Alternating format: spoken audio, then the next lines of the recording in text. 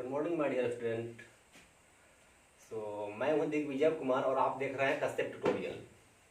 आज हम लोग एनसीईआरटी का साइंस का चैप्टर नंबर 1 का सेकेंड पार्ट पढ़ेंगे और the name of the chapter is crop protection and management. ठीक है, this is the second part of the video and the class is standard 8, chapter number is 1 and your subject is science and the page number is 5. Okay, and the topic name is adding manure and fertilizers. आपने 6th class में पढ़ा होगा, 7th class में पढ़ा होगा कि manures क्या होता है और फर्टिलाइजर क्या होता है, दोनों में क्या डिफरेंस है। देखिए, फर्टिलाइजर मीन्स हम लोग जो इंडस्ट्री से परचेज करते हैं केमिकल फर्टिलाइजर्स, वो बड़े बड़े इंडस्ट्री में प्रोडक्शन होते हैं, आर्टिफिशियल तरीके से जो न्यूट्रिएंट बनाए जाते हैं प्लांट के लिए, उसको बोलते हैं क्या हम लोग, न्यूट्रिएंट्स बोलते हैं, फर्टिलाइजर्स बोलते हैं। अब मैन्योर्स क्या होता है, मैन्योर्स में जैसे प्लांट का वेस्ट है, एनिमल का वेस्ट है। प्लांट का वेस्ट में क्या, ऐसे लीव्स हो गया प्लांट का स्टेम हो गया, प्लांट का ब्रांच हो गया, रूट हो गया, और एनिमल का वेस्ट है उसको डिकम्पोज करेंगे हम लोग, सड़ाएंगे किसके साथ, तो एनिमल के वेस्ट के साथ। ठीक है, जैसे काउडंग हो गया, काउडंग के साथ मिला देंगे लीव्स के वेस्ट, लीव्स को मिलाएंगे प्लांट के वेस्ट को, रूट को मिला देंगे, स्टेम को मिला देंगे और उसको डिकम्पोज करने के लिए छोड़ देंगे, सड़ने के लिए उसको छोड़ देंगे। तो इससे हमारा मैन्योर्स 2-3 महीने में बनकर तैयार हो जाता है। तो उस मैन्योर्स को हम लोग ऐड करते हैं फील्ड में। हम लोग मैन्योर्स को क्यों ऐड करते हैं, हमारे पास एक क्वेश्चन है कि why do we add manures to our field. देखिए, ये क्या होता है कि जब एक फसल को लगाते हैं, क्रॉप को लगाते हैं प्लांट फील्ड में हम लोग, तो उस क्रॉप ने क्या करता है, सारे न्यूट्रिएंट्स को एब्जॉर्ब कर लेता है। ठीक है, सारे न्यूट्रिएंट्स को एब्जॉर्ब कर लिया। अब न्यूट्रिएंट बचता है, बहुत कम मात्रा में बचता है, तो न्यूट्रिएंट्स के रिप्लेस करने के लिए, ठीक है, उस खाली स्थान को ऑक्युपाई करने के लिए जो न्यूट्रिएंट का कमी हो गया, हम लोग मैन्योर्स ऐड करते हैं, फर्टिलाइजर्स ऐड करते हैं।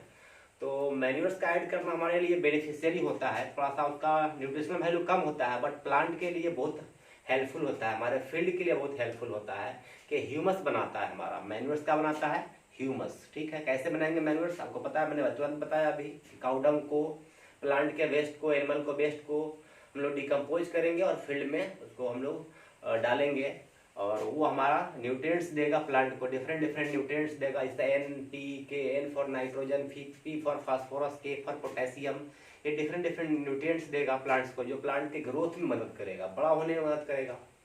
छोटे छोटे सीडलिंग को लगाते हैं हम लोग फील्ड में, तो धीरे धीरे बड़ा होने लगता है, तो न्यूट्रिएंट चाहिए उसको ग्रो करने के लिए, कहाँ से आएगा, तो ये मैन्योर्स देगा। ठीक है, तो ये हमारे लिए अच्छा होता है, बेनिफिशियरी होता है, फील्ड के लिए भी, हमारे लिए भी, हमारे इन्वायरमेंट के लिए भी ओवरऑल बहुत बेनिफिशियरी होता है। बट ये हमारा जो फर्टिलाइजर्स होता है कुछ समय के लिए तो अच्छा होता है, हमारे लिए प्लांट के लिए अच्छा होता है, प्लांट उसमें जल्दी ग्रोथ करता है, but excessive use of fertilisers में decrease the fertility of the soil, ये सॉइल के फर्टिलिटी को खत्म कर देता है। ठीक है, तो कोशिश करना है ज़्यादा फर्टिलाइजर का यूज नहीं करना। तो ऐसा कुछ टॉपिक है, इसमें हम लोग डिस्कस करेंगे हम लोग यहाँ पे।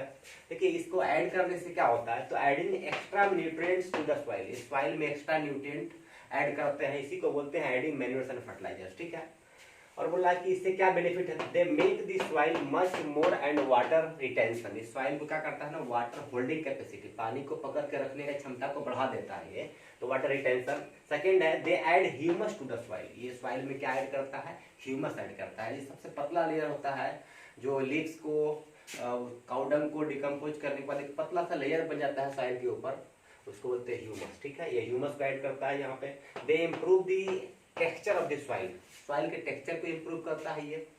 दे help the soil to make it stronger, soil को स्ट्रॉन्गर बनाता है।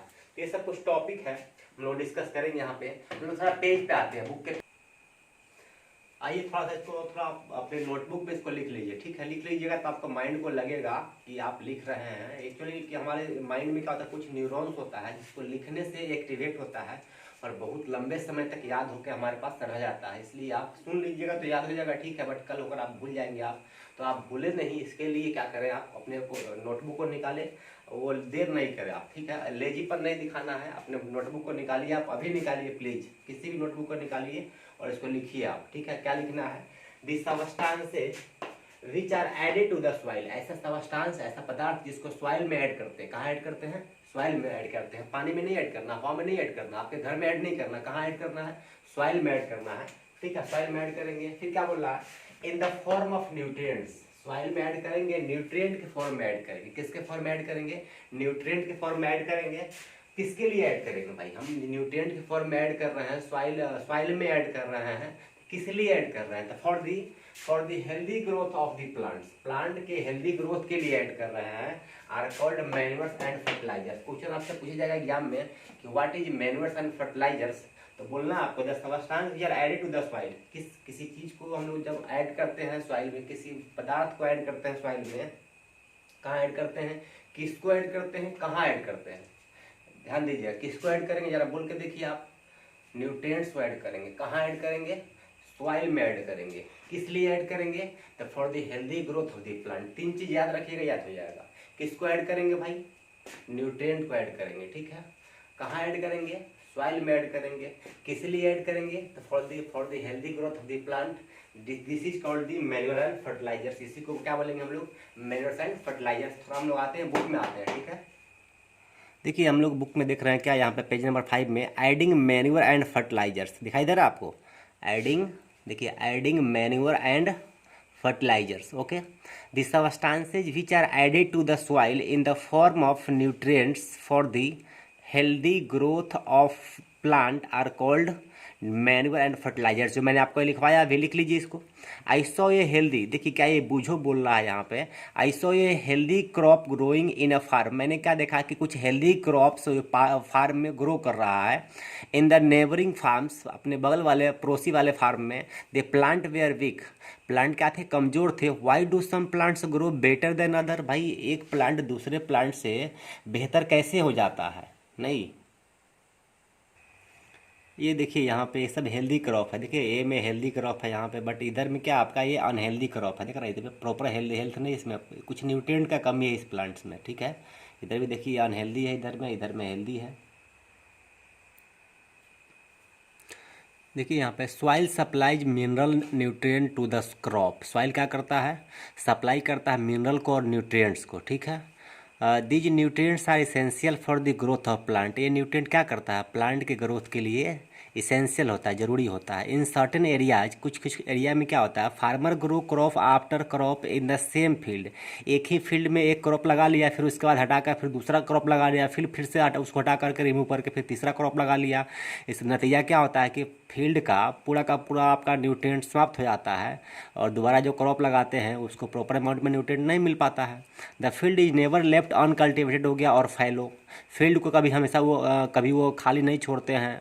Imagine what happen to the nutrient. जरा सोचिए क्या होगा उस न्यूट्रिएंट का। भाई सारे प्लांट जो है क्रॉप वो न्यूट्रिएंट को ऑब्जर्व कर लेंगे। अब कुछ न्यूट्रिएंट बचेगा नहीं, बहुत कम अमाउंट में न्यूट्रिएंट बचेगा। तो अब नेक्स्ट टाइम में जो प्लांट क्रॉप लगाएंगे उसका एल्ड प्रॉपर नहीं हो पाएगा, उसका जो प्रोडक्शन होगा वो अच्छा नहीं हो पाएगा। इसीलिए continuous growing of crops makes this soil poorer. ये लगातार जब क्रॉप को आप ग्रो कर रहे हैं उसी फील्ड में, ये क्या कर देगा? सॉइल को पूरर कर देगा, ठीक है।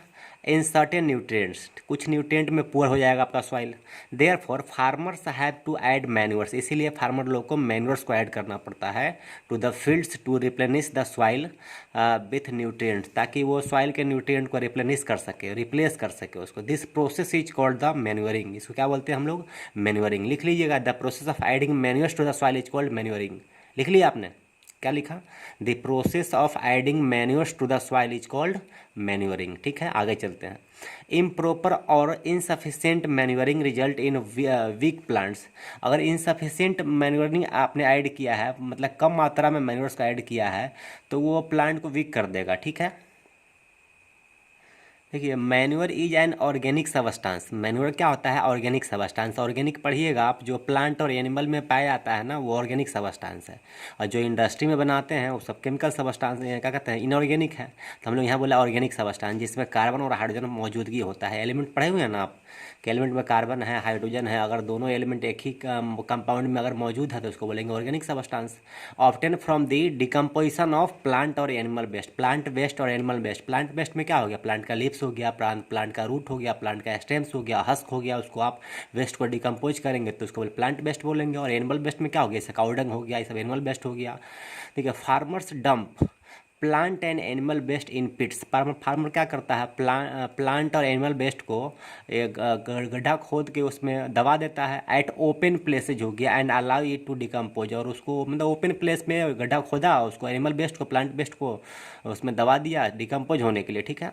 The decomposition is caused by some micro organism. इस डिकम्पोजिशन को कौन करता है, तो कुछ माइक्रो ऑर्गेनिज्म होते हैं जो इस डिकम्पोजिशन को मदद करते हैं, सराहने में मदद करते हैं प्लांट वेस्ट को, एनिमल वेस्ट को। The decomposed matter is used as organic manure. जो डिकम्पोज्ड मैटर है उसको हम लोग ऑर्गेनिक मैन्योर के फॉर्म में यूज करते हैं। किसके फॉर्म में, ऑर्गेनिक मैन्योर के फॉर्म में यूज करते हैं।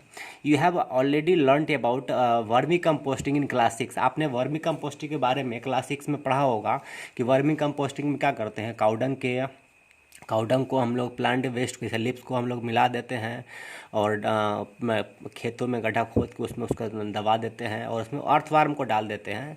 जो अर्थवार्म क्या करता है, उसको वह खाता है एज ए फूड और बाद में उसको नाइट्रेट में तब्दील कर देता है, चेंज कर देता है। तो this process is called vermi composting, ठीक है।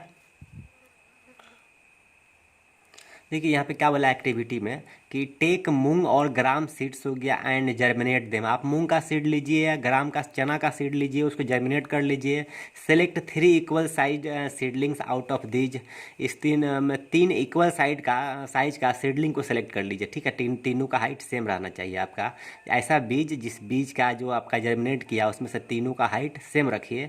नाउ टेक 3 एम्प्टी ग्लासेज हो गया और सिमिलर वेसल्स हो गया। आप 3 को ग्लास ले लीजिए भाई, आपका शीशा ग्लास ले लीजिए, उसमें मार्क कर दीजिए, ABC मार्क कर दीजिए। 2 ग्लास ए बोला क्या, 2 glass A add little amount of soil. एक ग्लास ए में कुछ मात्रा में मिट्टी डाल दीजिए। Mixed with a little cow dung manure, कुछ काउडंग मैन्योर को उसको मिला दीजिए मिट्टी डाल करके। In glass B put the same amount of soil mixed with a little urea. अब ग्लास बी में क्या कीजिए, उतना ही मिट्टी मिलाई जितना कि मिट्टी आपने ग्लास ए में मिलाया था, बट उसमें आपका काउडंग के बदले में क्या मिलाना है, यूरिया मिलाना है। तो ग्लास ए में मिट्टी डाला, ग्लास बी में मिट्टी डाला, ग्लास सी में मिट्टी डाला, सब में इक्वल अमाउंट में मिट्टी डाला, बट ग्लास ए में आपने मिलाया काउडंग, ग्लास बी में मिलाया आपने urea.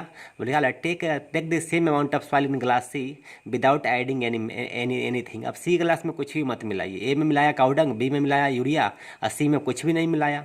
Now put pour the same amount of water in each glass and plant the seedlings in them। अब उसमें ना सेम अमाउंट में पानी डाल दीजिए तीनों ग्लास में, ABC में, और उसमें सीडलिंग को आप उसमें लगा दीजिए जो आपने 3 सीडलिंग को सेलेक्ट करके लिया था जिसका साइज इक्वल था।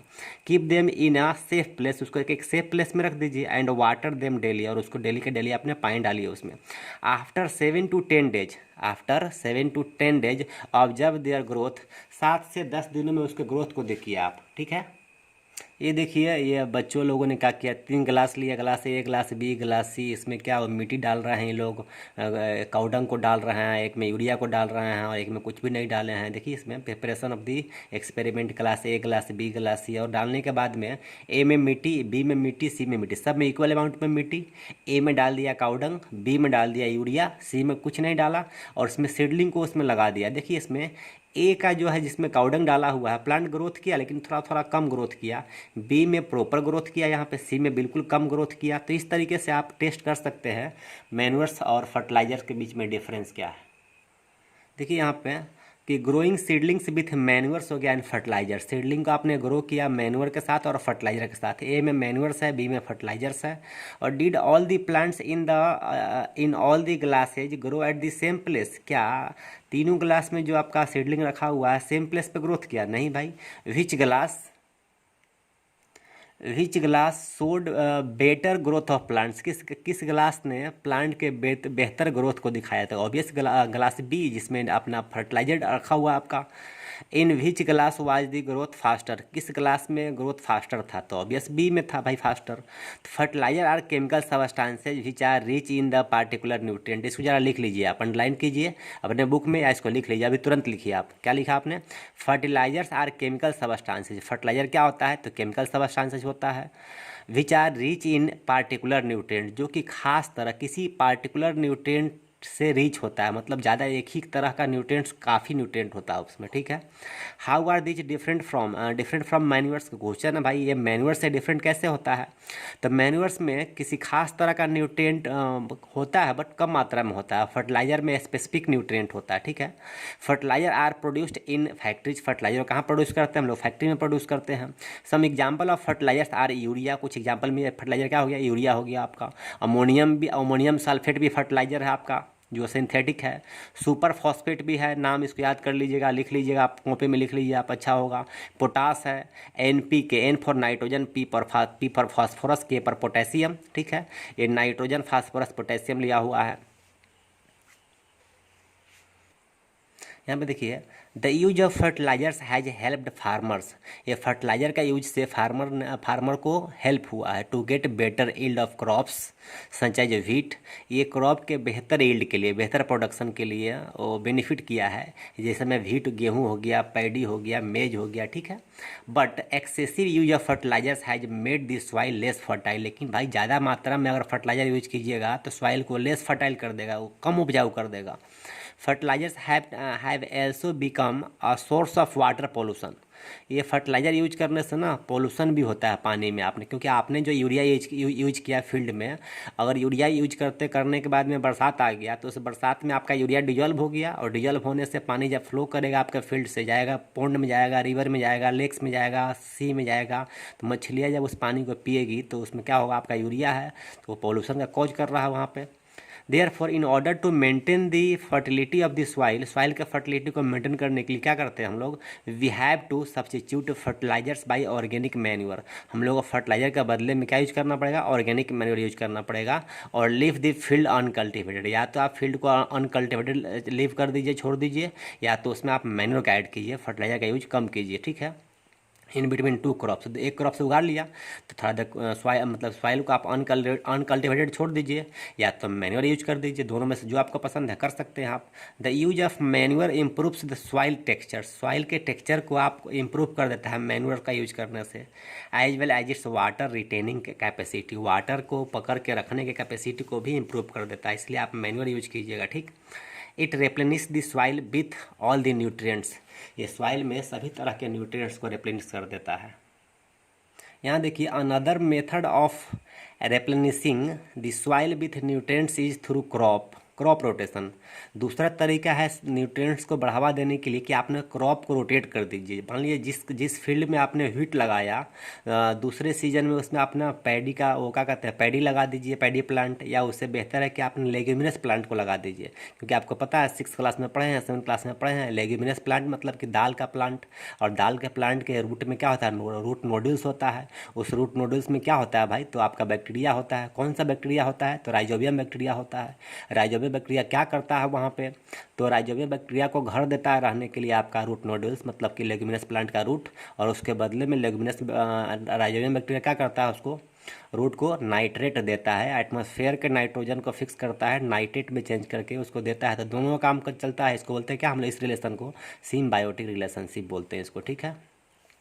This can be done by growing different crops alternate मतलब करके एक अंतराल पर कभी इस क्रॉप को लगाया, फिर उस क्रॉप को लगाया दूसरे सीजन में। Earlier farmers in northern India में, उत्तरी भारत में पहले के किसान क्या क्या करते थे, use to grow legumes as fodder in one season, किसी एक सीजन में लेग्यूम्स को उगा लिया, ठीक है, and wheat in the next season, और दूसरे सीजन में व्हीट को उगा लिया।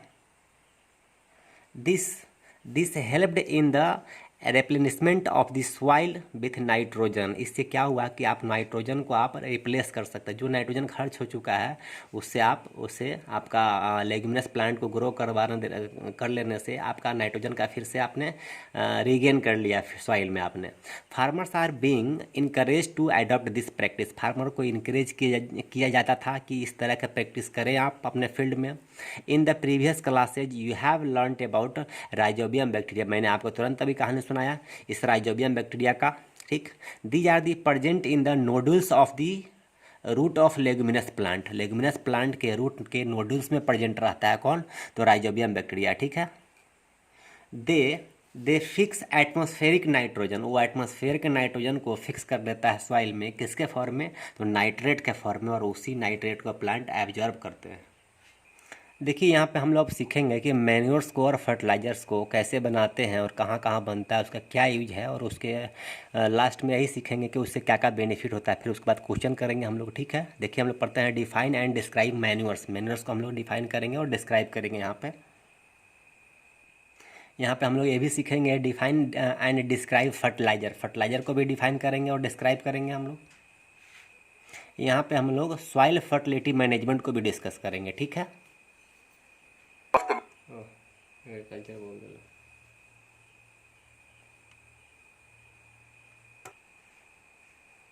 Agriculture is one of the major professions for many people all over the world. We human beings solely depend on agriculture to satisfy all our daily food needs and to sustain life on earth. It is one of the reasons why we have the liberty of choosing so many food types and flavors. Are you aware of the several factors that are involved in agriculture, which provides us with disease-free and nutritious food? It is a fact that a plant species requires around 18 essential elements for its growth. Out of the 18 elements, only 3 elements that are obtained from sunlight, air and water are readily available to the plants. आपने क्या देखा यहाँ पे कि 11 nutrient plant को ज़रूरत होता है, बट उसमें से 3 आपका मोस्ट है। क्या है आपका, एयर से आपका न्यूट्रिएंट कुछ मिलता है इसको, भाई क्या मिलता है, CO2 मिलता है। सनलाइट से भी कुछ न्यूट्रिएंट्स मिलता है इसको, ठीक है। और वाटर से मिलता है, और वाटर में कुछ मिनरल्स ऐड होकर चले आते हैं इसमें। आप देखेंगे इसमें आप डिफरेंट इसमें आपका न्यूट्रिएंट्स है, ठीक है। Then what about the remaining 15? Have any idea? Yes, the plants entirely depend on the soil for the remaining 15 elements that are minerals. क्या देखा आपने, टोटल तो 18 न्यूट्रिएंट चाहिए होता है प्लांट को, ठीक है। मैंने उस समय बोला 11, जो गलत बोला। 18 न्यूट्रिएंट चाहिए होता है। 18 में से 3 तो आपको मिल गया, किससे, एयर से मिल गया, सनलाइट से मिल गया और वाटर से मिल गया। आपका जो बाकी आपका 15 बच गया, वो सब क्या मिलेगा, का सॉइल से मिलेगा आपको, ठीक है। Every soil type should possess the potential and the capacity to continuously provide all these essential nutrients that are required for proper plant growth. But continuous exploitation of the soil through round-the-year cultivation of a single crop or intercultural operations wears out the soil, as well as it has the tendency to reduce the nutrient content present in the soil. Hence, it is necessary that every farmer should keep the soil rich in nutrients and minerals by applying appropriate manures and fertilizers. आपने क्या देखा अभी कि भाई properly अगर प्रत्येक year में आप या कंटिन्यूसली आप क्रॉप को ग्रो कर रहे हो, तो क्रॉप क्या करेगा, आपके सारे न्यूट्रिएंट्स को एब्जॉर्ब कर लेगा। तो आपका फील्ड में या आपके सॉइल में न्यूट्रिएंट का मात्रा कम हो जाएगा। तो इसीलिए क्या होता है कि हमें न्यूट्रिएंट्स को ऐड करना ज़रूरी है। तो कैसे ऐड करेंगे, या तो हम आपका मैन्योर्स के थ्रू ऐड कर सकते हैं, जो यहाँ पे देख रहा है आप मैन्योर्स है यहाँ पे, या तो फर्टिलाइजर के थ्रू ऐड कर सकते हैं यहाँ पे, ठीक है। देखिए न्यूट्रिएंट्स और इधर में मिनरल्स है, दोनों को ऐड कर रहे हैं। इधर में फर्टिलाइजर है जो कि आपका इंडस्ट्री में बनता है, मैन्योर्स को जो आप अपने घर में बनाते हैं। For sustainable agriculture. Thus, manures and fertilizers have become an essential entity of modern day agriculture in maintaining soil fertility. Now let us discuss about manures, fertilizers and soil fertility management. Manures. Manures are generally denoted as the materials that are derived from organic wastes and crop residues. क्या देखा आपने कि हम लोग manures को कहाँ से प्राप्त करेंगे, हम लोग तो ये ऑर्गेनिक वेस्ट से प्राप्त करेंगे। ऑर्गेनिक वेस्ट मतलब समझते हैं ना आप, अपने किचन का वेस्ट हो गया, ये सब कहाँ भी सब किचन का वेस्ट है। इस किचन वेस्ट को हम लोग डिकम्पोज करेंगे, या क्रॉप रेसिड्यू, क्रॉप का जो आपका रेसिड्यू है, जो अवशेष बच गया, कि आपने धान को कटिंग कर लिया, पैडी को, और जो उसका हस बच गया जो उसका, और आपका व्हीट को आपने हार्वेस्टिंग कर लिया, थ्रेसिंग भी कर लिया, बाद में जो आपका हस्क बच गया, स्टॉक बच गया, उसको आप डिकम्पोज कर सकते हैं। इस तरीके से हम मैन्योर्स को बना सकते हैं without the addition of any other chemical components. Thus, manures are said to be of organic nature. इसमें हम किसी भी दूसरे फर्टिलाइज़र को ऐड नहीं करेंगे, केमिकल किसी दूसरे केमिकल का ऐड नहीं करेंगे इस मैन्योर्स में हम लोग, इसीलिए इसको बोलते हैं बिल्कुल ये प्योर और ऑर्गेनिक नेचर का होता है, ठीक है। They provide various nutrients to the plants.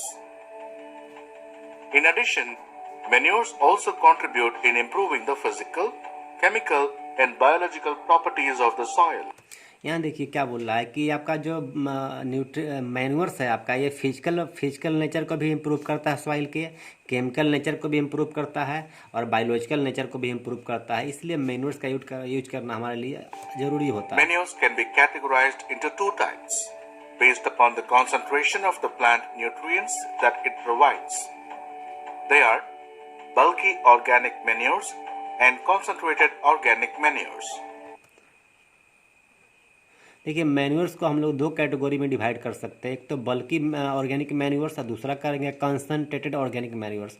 बल्कि ऑर्गेनिक मैन्योर्स सिंपली काउडंग हो गया आपका, और कंसनट्रेटेड ऑर्गेनिक मैन्योर्स में आप काउडंग को डिकम्पोज करेंगे, उसमें लिप्स डालेंगे प्लांट का, तो इस तरीके से आपका कंसनट्रेटेड ऑर्गेनिक मैन्योर बनेगा। तो ये आपका ज़्यादा इंपॉर्टेंट होता है कंसनट्रेटेड ऑर्गेनिक मैन्योर, और बल्कि ऑर्गेनिक मैन्योर्स का इंपॉर्टेंस उतना कम इंपॉर्टेंस है, लेस इंपॉर्टेंट है ये। Bulky organic manures contain minimal amounts of nutrients and hence देखिए बल्कि ऑर्गेनिक मैन्योर्स में क्या है, मिनिमम अमाउंट ऑफ न्यूट्रिएंट, जैसे में फास्फोरस है, नाइट्रोजन है, पोटेशियम है, सल्फर है, मैग्नीशियम है, तो इसमें कम मात्रा में आपका ऑर्गेनिक न्यूट्रिएंट्स होता है। are required in larger quantities. Some of the examples are farmyard manures, green manures, vermicompost and sludge.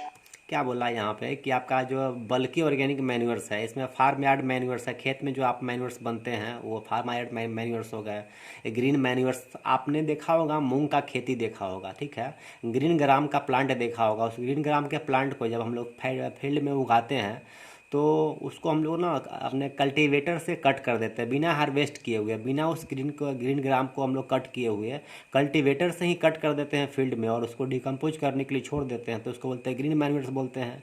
यहाँ बोला वर्मी कंपोस्ट, तो जो आपका जो काउडंग है, प्लांट का वेस्ट है, एनिमल का वेस्ट है, उसको गड्ढे खोद के खेत में डालते हैं और उसको डिकम्पोज करते हैं, प्लस उसमें क्या करते हैं हम लोग अर्थवर्म को डाल देते हैं, तो जो कंपोस्ट बनेगा उसको बोलेंगे हम लोग वर्मी कंपोस्टिंग। और यहाँ पे क्या है, सलज है, क्या है, काउडंग है, काउडंग का वाटर मिक्स किया हुआ है, स्लरी टाइप का होता है, ये सलज है। Concentrated organic manures have high amounts of plant nutrients compared to the bulky organic manures. So, the requirement is very minimal. Some of the examples are oil cake, meat meal, etc. क्या देखा आपने, concentrated organic manures का importance ज़्यादा होता है, इसमें ज़्यादा मात्रा में न्यूट्रिएंट्स होता है, ठीक है। जैसे में ऑयल केक है, इधर में मीट मील है, ये सब कुछ आपका कंसनट्रेटेड ऑर्गेनिक मैन्योर्स है। Importance of organic manures. Organic manures are easily available in all climatic conditions. Organic manure को आप किसी भी क्लाइमेटिक कंडीशन में ये आपका इजीली अवेलेबल होता है, देख रहा है सब, ये ऑर्गेनिक मैन्योर्स है।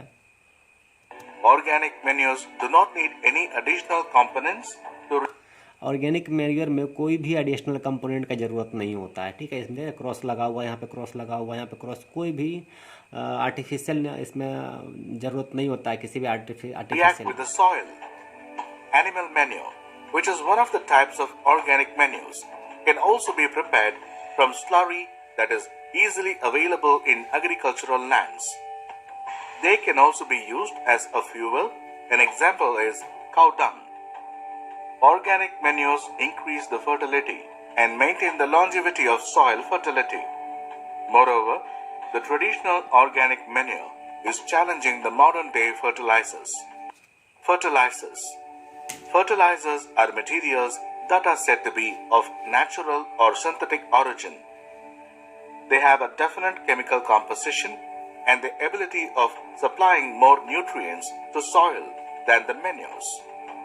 Basically, fertilizers are produced from inorganic compounds, excluding urea and calcium cyanamide. Based upon the amount of nutrients, fertilizers are categorized into three types. They are straight fertilizers, complex fertilizers, and mixed fertilizers. देखिए भाई कि जो आपका देखा आपने fertiliser को, fertiliser जो synthetic होता है जो इंडस्ट्री में बनता है, ठीक है, और ये इसको कैटेगराइज किया गया है, कितने कैटेगरी में बांटते हैं इसको फर्टिलाइजर को। तो स्ट्रेट फर्टिलाइजर है आपका पहला कैटेगरी, दूसरा कैटेगरी है कम्प्लेक्स फर्टिलाइजर, और तीसरा कैटेगरी है मिक्स फर्टिलाइजर। स्ट्रेट फर्टिलाइजर में सिर्फ एक तरह का न्यूट्रिएंट मिलेगा, ठीक है, और मिक्स्ड में आपका दो तरह का मिलेगा, कम्प्लेक्स में बहुत सारे के न्यूट्रिएंट्स मिलेंगे आपको। ये सब आपका कैटेगरी है फर्टिलाइजर का। Straight fertilizers are made up of a single chemical compound that acts as the primary nutrient. आप जरा लिख लीजिएगा इसको, स्ट्रेट फर्टिलाइजर किसको बोलेंगे, सिर्फ एक तरह का न्यूट्रिएंट मिलेगा इसमें, ठीक है, उसको बोलेंगे क्या हम लोग, प्राइमरी न्यूट्रिएंट एक ही तरह का मिलेगा इसमें। जैसे मान लीजिए इसमें पोटेशियम इसमें है, इसमें फास्फोरस है आपका, इसमें आपका नाइट्रोजन है, तो इन सब को बोलेंगे straight fertilizer. Complex fertilizers have more than one primary nutrient type. Complex fertilizer में more than one primary nutrient type होता है, एक से ज़्यादा न्यूट्रिएंट्स होता है प्राइमरी कम्प्लेक्स फर्टिलाइजर में। Whereas mixed fertilizers are said to be a combination of both straight and complex fertilizers. जब स्ट्रेट फर्टिलाइजर को और कम्प्लेक्स फर्टिलाइजर को मिला देंगे हम लोग, सबको मिला देंगे, तो क्या बनेगा यहाँ पे मिक्स फर्टिलाइजर बनेगा। देखिए इसमें नाइट्रोजन भी है, फास्फोरस भी है, पोटेशियम भी है, इसमें बहुत सारे के न्यूट्रिएंट्स मिलते हैं इस मिक्स फर्टिलाइजर में। Now, let us discuss about the differences between manures and fertilizers. It is very necessary to know the differences in order to apply them based upon the cultivation requirements. Some of the major differences between manures and fertilizers are: देखिए आपका जो कुछ difference है manures में और fertiliser में, जो आपका एग्जामिनेशन में क्वेश्चन आएगा ही आएगा, ये श्योर है, कंफर्म कर लीजिए आपकी difference between manures and fertilisers 5 number का क्वेश्चन आएगा, इसलिए ध्यान से इसको देखिएगा इस वीडियो को, ठीक है। बात करते हैं मैन्योर्स का। देखिए यहाँ पे manures are of natural origin, whereas the fertilizers are of synthetic origin. देखिए मैन्योर्स को हम लोग नेचुरली प्राप्त करते हैं, और फर्टिलाइजर को हम लोग, ये सिंथेटिक ऑरिजिन होता है, इसको इंडस्ट्री में प्राप्त करते हैं, इसको अपने घर में प्राप्त करते हैं। Manures are economical, whereas fertilizers are very costly. अभी देखिए मैन्योर्स तो हमको परचेज करने की ज़रूरत नहीं होती है, इकोनॉमिकल होता है, सस्ता होता है, और फर्टिलाइज़र क्या होता है आपका महंगा होता है, ये बोला बहुत ज़्यादा पैसे लगते हैं इस फर्टिलाइज़र को परचेज करने के लिए। Organic manures contain all the essential nutrients, whereas fertilizers contain only the specific nutrients. Organic manure में ये सभी तरह के न्यूट्रिएंट्स मिल जाएंगे। देखिए नाइट्रोजन भी मिल गया आपको, फास्फोरस भी मिल गया, पोटेशियम भी मिल गया, सभी तरह के न्यूट्रिएंट्स मिल जाएंगे यहाँ पे आपका ऑर्गेनिक मैन्योर्स में। बट फर्टिलाइजर में किसी खास तरह का न्यूट्रिएंट्स मिले, जैसे में नाइट्रोजन मिलेगा, फास्फोरस मिलेगा, पोटेशियम, खास तरह का स्पेशल तरह का न्यूट्रिएंट ही मिल पाएगा आपको। Even though manures have all the essential nutrients, it contains relatively less amount of plant nutrients, whereas fertilizers are rich in plant nutrients. Since manures are of natural origin, they do not cause harmful effects to living beings, while the fertilizers create health problems to living beings due to its synthetic origin. Both manures and fertilizers are essential for maintaining the soil fertility. Soil fertility. Soil fertility can be defined as the ability of the soil to accept, store, and transfer energy in order to support the growth of plants. Soil fertility management. The study which deals with the management of physical, chemical, and biological components of the soil to know its current nutrient status and the capacity to provide nutrients in order to increase the fertility of the soil is known as soil fertility management. Soil fertility management generally deals with the methods that are concerned with soil conservation, crop rotation, and manure and fertilizer applications according to the requirements. Thus, soil fertility management has become a vital component in the growth of various crops around the world. आपने देखा अभी soil के fertility को कैसे हम लोग enhance कर रहे हैं, ठीक है। Summary. Well, that has been an interesting lesson about introduction to manures, fertilizers, and soil fertility management. Let us do a recall of what we have studied so far. Manures are generally denoted as the materials that are derived from organic wastes. आप अपने notebook को open कीजिए और इसको लिखिए भाई, ठीक है, बहुत काम का है ये। Manures are materials that are derived from organic waste. Manures कहाँ से प्राप्त करेंगे हम लोग? ऑर्गेनिक वेस्ट से प्राप्त करेंगे। एंड क्रॉप रेसिड्यू, क्रॉप के रेसिड्यू से, क्रॉप के अवशेष से प्राप्त करेंगे। लिख लिया? And crop residues without the addition of any other chemical components. Fertilizers have a definite chemical composition and the ability of supplying more nutrients to soil than the manures. ये आपका जो फर्टिलाइजर होता है ये हैव डेफिनेट केमिकल कंपोजिशन, इसमें कुछ किसी खास तरह का केमिकल कंपोजिशन होता है, बनावट इसका। And the ability of supplying more nutrients to soil, soil को ज़्यादा न्यूट्रिएंट सप्लाई करता है आपका ये fertilisers then the manure, manure के कंपैरिजन में। Soil fertility can be defined as the ability of the soil to accept, store and transfer energy in order to support the growth of plants.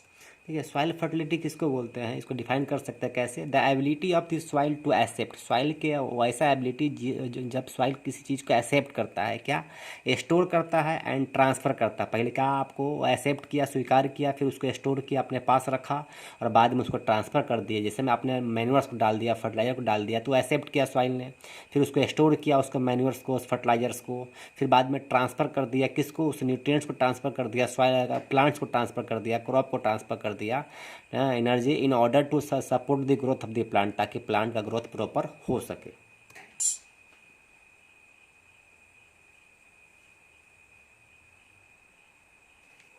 तो देखिए आप थोड़ा सा इसका difference को याद कर लीजिए भाई। फर्टिलाइजर की बात करेंगे और मैन्योर की बात करेंगे। आपने बहुत कुछ सीखा यहाँ पे। देखिए फर्टिलाइजर क्या बोला है कि fertiliser is an organic salt. ये फर्टिलाइजर क्या होता है? इनऑर्गेनिक सॉल्ट होता है, सॉरी, फर्टिलाइजर क्या है? इनऑर्गेनिक सॉल्ट है। मैन्योर्स क्या होता है? Manure is an natural substance. ये नेचुरल सब्सटेंस होता है, कहाँ से प्राप्त करेंगे? तो obtained by the decomposition of cattle Dang. Cattle डंग को हम लोग डिकम्पोज करेंगे तब हमको मिलेगा ये मैन्योर्स मिलेगा। ह्यूमन वेस्ट को भी डिकम्पोज कर सकते हैं, प्लांट के रेसिड्यू को भी डिकम्पोज करेंगे, सबको मिलाकर के डिकम्पोज कर सकते हैं या सबको अलग अलग भी डिकम्पोज कर सकते हैं। ये आपका मैन्योर्स है। सेकंड पॉइंट है कि fertiliser is prepared in factories. Fertiliser कहाँ प्रिपेयर करेंगे हम लोग? फैक्ट्री में प्रिपेयर करेंगे। Manure can be prepared in field. Manure को हम अपने फील्ड में प्रिपेयर कर सकते हैं। थर्ड पॉइंट है, ये fertiliser does not provide any humus to the soil. Fertiliser कोई किसी ह्यूमस को प्रोवाइड नहीं करता है, लेकिन मैन्योर्स ह्यूमस को प्रोवाइड करता है। Manure provide a lot of humus to the soil. ठीक है, ये थर्ड पॉइंट हो गया, लिख लिया आपने। फोर्थ पॉइंट है, ये fertilisers are very rich in plant nutrients like nitrogen. Fertiliser में क्या होता है? कुछ प्लांट न्यूट्रिएंट्स जैसे में नाइट्रोजन है, फास्फोरस है एंड पोटेशियम है, जो आपने देखा फिगर में। और manure is relatively less rich in plant nutrient. Manures में प्लांट न्यूट्रिएंट होता है लेकिन थोड़ा कम मात्रा में होता है। ठीक है, ये आपका डिफरेंस है, इसको आप इस डिफरेंस को लिख लें आप। देखिए एडवांटेजेज ऑफ मैन्योर। मैन्योर का क्या एडवांटेज है भाई? The organic manure is considered better than fertilizer. भाई मैन्योर्स होता है और फर्टिलाइजर होता है। मैन्योर्स का कंपेरिजन कभी फर्टिलाइजर नहीं कर सकता है। हमारे लिए इंपॉर्टेंट क्या है? मैन्योर्स ही इंपॉर्टेंट है, इसलिए आप मैन्योर्स को ध्यान दीजिएगा। दिस इज बिकॉज, किस कारण से ऐसा होता है? तो it enhance the water holding capacity of the soil. Soil के वाटर होल्डिंग कैपेसिटी को बढ़ा देता है, जो मैंने आपको फर्स्ट में ही आपको डिस्कस किया था।